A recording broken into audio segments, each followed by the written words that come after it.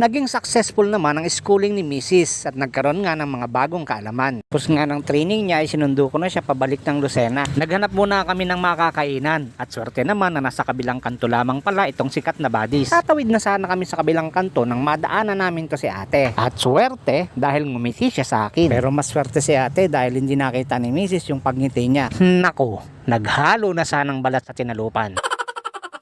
Hindi na bali ikaw. Nako, nagalit yata ang mga bathala sa uling sinabi ko. Walang kabog-abog, biglang kumidlat, kumulog at bumuhos ang napakalakas na ulan. Bigla tuloy bumaha sa mga kalsada at hindi na kami makatawid.